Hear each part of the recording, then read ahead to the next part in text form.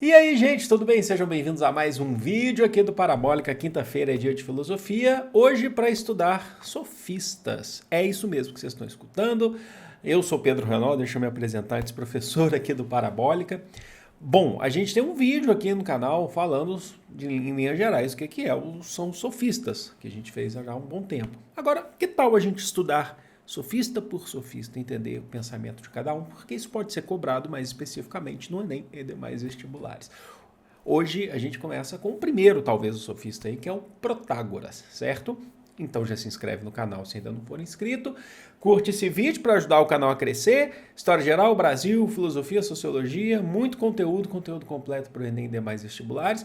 Não deixe de também acompanhar o canal do meu irmão, o Renologia, o canal de biologia que está trabalhando por áreas temáticas, já falou de vírus, bactérias, vai acompanhar vocês também até o Enem, acho que é muito importante. O meu irmão, ele tem uma didática incrível e os exemplos que ele dá, os modelos que ele coloca, os desenhos que ele faz, ele mesmo faz, ajudam demais, certo? Link está aqui na descrição. Gente, vamos lá então. Primeira coisa, vamos falar então desse cara importante aí pra gente, do mundo grego, que é o Protágoras.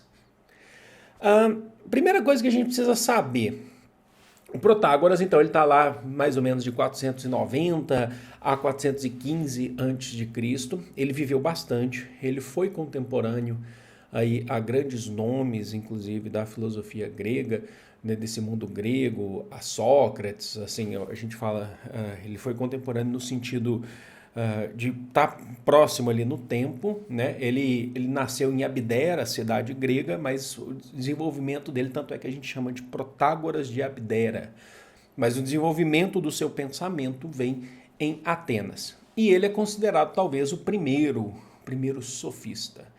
O conceito de sofismo, já falei para vocês, é aquele sábio, sabedoria. Tá? O que Platão lá na frente vai discutir, vai falar que não eram filósofos, tá? Mas a gente tem que ir com muita calma.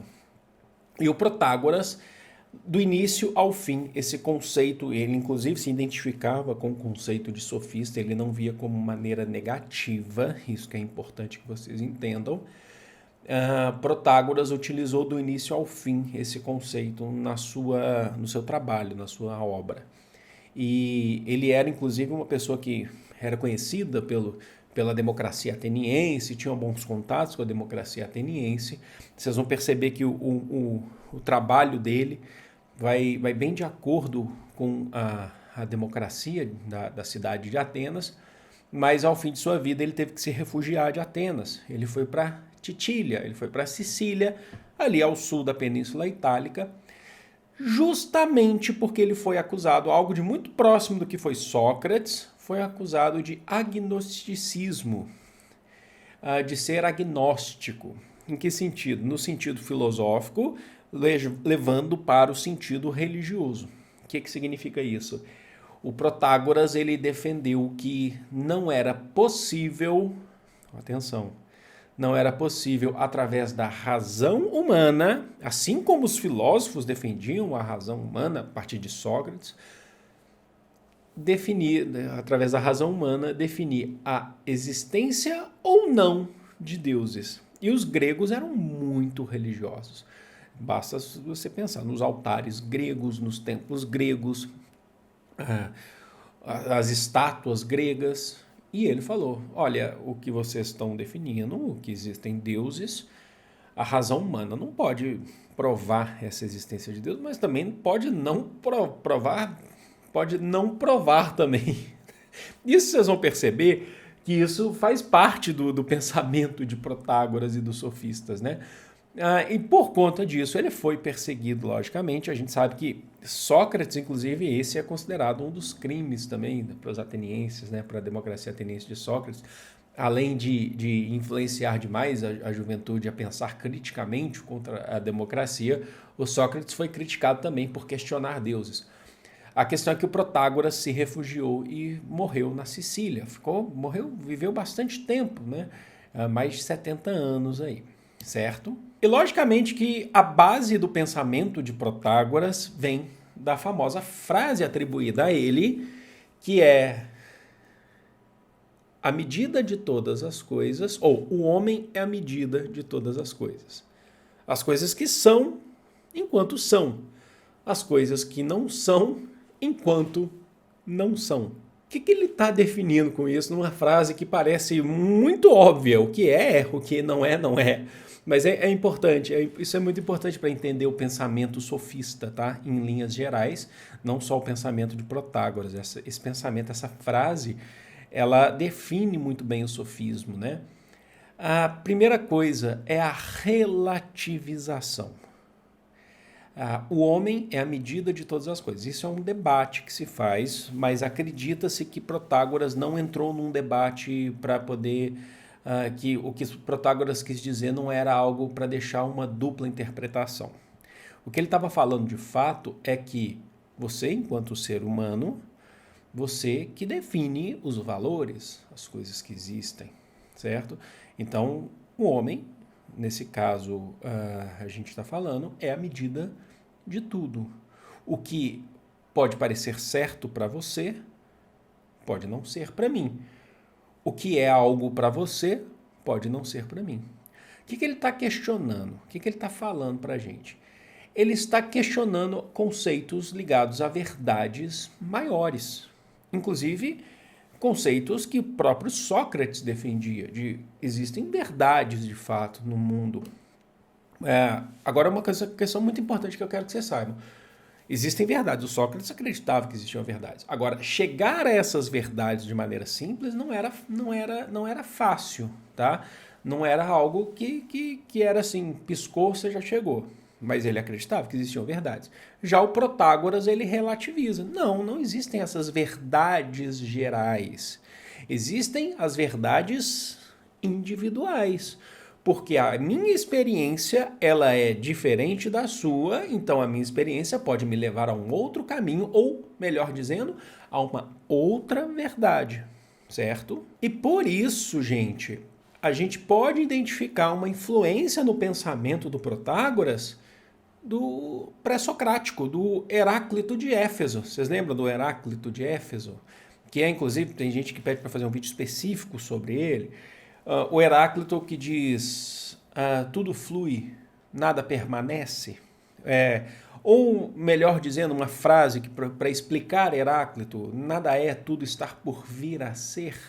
Então, quando o Heráclito ele fala assim, você não pode definir algo, os exemplos que eu uso, carregador de celular. Eu não posso falar que isso é um celular, porque ele está em constante transformação, mudança, está desgastando com o tempo. Então nada é, tudo está por vir a ser, tudo flui, nada permanece. É a famosa ideia de que não se pode banhar duas vezes no mesmo rio, porque as águas que correm são outras, o seu corpo já é outro na segunda vez, então você já não é a mesma pessoa, já não é o mesmo ser, então você não pode definir o que é, tudo está por vir a ser. Bom, olha só.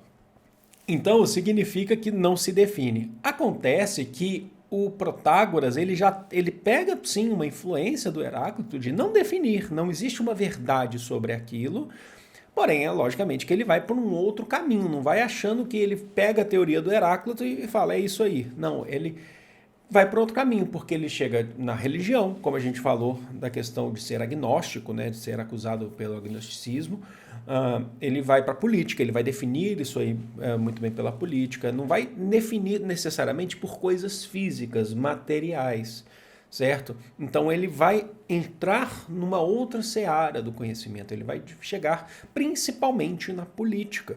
Então, de não se definir, de não se achar verdades, de se relativizar, o que é muito importante, entenderam?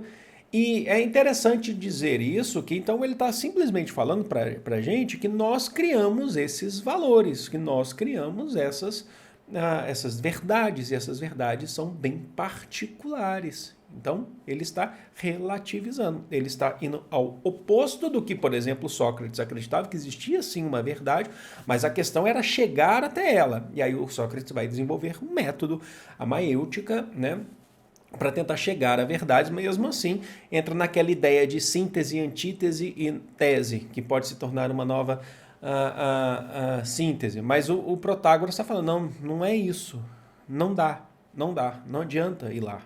A minha verdade é diferente da sua. Entenderam? Para o Protágoras, gente, nós fazemos discursos, logicamente, e os nossos discursos são uma forma de comunicação. Logicamente, você está discursando, você está falando, é uma forma de comunicação. Agora, quando os nossos discursos eles encontram um consenso, certo? Segundo aí o Protágoras, nós estamos tratando de um discurso forte. Existem os discursos fortes e os fracos. Os fortes são aqueles que encontram consenso. Dentro da democracia ateniense, é importante que vocês entendam isso, porque que ele se insere muito bem nesse contexto de democracia. A arte do convencimento. Os discursos mais fortes, os que encontram consenso, eles acabam convencendo. E numa democracia, isso vai ser muito importante. Vocês entenderam como é que funciona? Então, eu acho até interessante destacar que o Protágoras, inclusive, ele vai ter sim uma influência, ainda que mais oculta, na obra do Nietzsche, filósofo alemão do século XIX, que a gente já falou muito aqui, inclusive. Quando Nietzsche vai definir que nós criamos valores, certo? Vocês lembram daquela história que o Nietzsche fala que nós criamos valores, né? Daquele processo que a roda tá girando e a gente fica vivendo nesses valores? De certa forma, ele está pegando um pouco aí dos sofistas, né? Ele está pegando um pouco de Protágoras, dizendo que nós criamos as nossas verdades, nós criamos os nossos valores, e os discursos mais potentes, os discursos mais convincentes, que existem consensos, são considerados os discursos fortes. Entenderam? Agora, gente, Protágoras foi alvo de muitas críticas dos socráticos a partir de Sócrates. Então a gente vai ter críticas de Platão, vai ter críticas de Aristóteles, especialmente de Platão, que vai definir o Platão. Você sabe que o Platão era um grande defensor dos filósofos. Ele acreditava, inclusive, que os filósofos eram aqueles que atingiam a famosa alma racional, que deveriam, inclusive, participar da política, que os filósofos deveriam ser os políticos, porque seriam os mais conscientes, os mais maduros. O Platão, ele, inclusive, escreveu um diálogo intitulado Protágoras, né? Onde ele faz críticas, ele define o sofismo, ele faz críticas, é um diálogo sobre discurso, é um diálogo sobre os limites éticos desse discurso, ou os limites da criação de valores, até onde que a gente pode chegar, certo? E o Platão, ele não definia os sofistas, então logicamente que o Protágoras ele não definia como filósofos. Eles diziam que os sofistas eram apenas sábios que aprendiam você a discursar e a convencer. Mas eles não ensinavam você a ter um ofício, não te ensinava a de fato desenvolver algo além do seu próprio discurso para vencer debates num conceito de democracia ateniense. Lembrando que a gente vive num momento clássico, ainda que a gente depois vai está passando, na verdade, já pelo processo de guerras, né? Onde Atenas vai cair lá na frente, mas ainda assim há uma democracia erguida em Atenas. Então Protágoras, né, segundo Platão, Protágoras, ele ganhava dinheiro das pessoas que queriam, dos cidadãos atenienses que queriam destaque, que queriam fazer com que os seus discursos se tornassem o que a gente falou agora há pouco, de discursos fortes, potentes, que se tornariam consensos, certo? Eu trouxe até um trecho aqui do Protágoras, né, da obra do Platão, do diálogo, para a gente entender o que ele está falando, para a gente ir direto na fonte, certo? Então tá aí, gente, eu retirei um trecho um pouco maior, as letras acabam ficando um pouquinho menores, mas para quem não estiver conseguindo enxergar, estiver vendo no celular, eu leio e a gente vai discutindo, então é só vocês me escutarem. É um trecho que eu tirei ali quando a gente está falando em Hipócrates, que era um médico, né? Inclusive está presente em outros diálogos, inclusive, se eu não me engano, está lá no banquete, né, de Agatão, né, na casa de Agatão. Ora bem, Hipócrates, talvez não te pareça semelhante ao ensino que vais encontrar junto de Protágoras e aquele que recebeste junto dos professores das primeiras letras, de cítara e de ginástica. Com efeito, estudaste cada uma dessas disciplinas, não com uma técnica para te tornastes um profissional, mas para teres cultura, como convém ao leigo e ao homem livre. Olha, parece-me precisamente que o ensino de Protágoras é semelhante a esse. Ele não vai te tornar um profissional, mas vai te ter alguma cultura sobre aquilo. Sabes, então o que está agora a ponto de fazer ou desconhecê-lo? Queres dizer o quê? Que estás a ponto de confiar a tua alma, olha só a desconfiança em relação a Protágoras, aos cuidados de um homem que é, segundo dizes, um sofista. Ele mesmo dizia, né? O próprio Protágoras se definia como sofista, mas ele olhava para esse sofismo no sentido positivo de sábio, de sabedoria. Contudo, admirar-me-ia muito se soubesses o que é um sofista. E se o ignoras, não sabes nem a quem entregas a tua alma, nem se isso é uma coisa boa ou má. Tá falando, você vai mesmo pagar para o Protágoras? Mas eu acho que sei, respondeu ele. Diz-me lá, então o que pensas que é um sofista? Bem, penso que, como o próprio nome indica, é aquele que possui uma sabedoria. Ora bem, repliquei eu, essa é também a definição que se dá a propósito dos pintores e dos arquitetos, que têm apenas uma sabedoria, como aqueles que possuem uma sabedoria. Mas, se alguém nos perguntasse que sabedoria possuem os pintores, dir-lhe-íamos que é a da reprodução de imagens e o mesmo dos outros. Porém, se alguém nos perguntar em que é que o sofista é sábio, o que lhe responderemos? É mestre em que ofício? Questionando aí os sofistas. O que diremos, Sócrates, senão que é mestre em habilitar os outros a falar? Talvez disséssemos a verdade, mas claro que não é suficiente, porque a nossa resposta levantaria ainda outra pergunta sobre o assunto em que o sofista habilita os outros a falarem.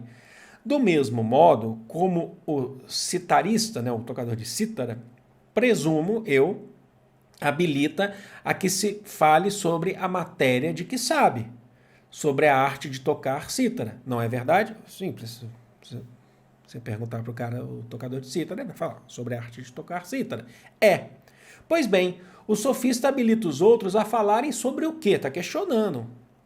É óbvio que também sobra a arte que conhece. É bem provável. Mas que matéria é essa em que ele, sofista, é sabedor e torna sabedor o seu discípulo? Aí ele desiste. Por Zeus, responde ele, já não sei mais o que te possa dizer. Então o que a gente viu nesse trecho aí de um diálogo de Platão em Protágoras, né? Ele está questionando os sofistas, ele está falando, ele não vai te ensinar a fazer algo, tocar cítara, não vai te ensinar a arte da arquitetura, não vai te ensinar nada disso. Ele vai tentar relativizar tudo, porque a ideia dos sofistas, a ideia, na verdade, é o que o Protágoras defendia como que não existe uma verdade geral, não existe uma verdade concreta, existem verdades para cada um. E aí o Platão fazia suas críticas ao Protágoras, entenderam? Qual que é a natureza do diálogo em relação ao pensamento do Protágoras? Agora eu quero dar uma dica que acho que é muito importante para vocês, eu tenho certeza que muita gente se pega pensando nisso. Não se preocupem em definir sofistas como filósofos ou não. Platão não definia sofistas como filósofos, certo? Platão não. Aristóteles não definia sofistas como filósofos. Mas é preciso entender que os sofistas tinham a sua importância dentro do mundo grego, certo? Você não precisa definir os sofistas como filósofos, porque não é esse o questionamento que as provas querem da gente, te perguntar se eles são filósofos ou não. Na ideia de Platão, eles não eram, mas eles eram importantes e eles tinham um pensamento que contribuía com o mundo grego. Eles tinham um pensamento que contribuía com buscas por verdades. Talvez não fossem as mesmas verdades de Platão, talvez não fossem as mesmas verdades de Sócrates ou de Aristóteles, mas eles tinham uma ideia, tinham um pensamento, tanto é que foram notáveis ali no mundo grego, entenderam? Gente, espero que vocês tenham gostado. É bem simples, mas é bem importante também. É simples, porém importante. Falamos aqui do sofismo, de Protágoras, suas influências, quem que ele pode ter influenciado, sua importância no mundo grego, certo? Eu vou ficando por aqui, eu amo vocês, é de todo o coração do mundo, um grande beijo, fui!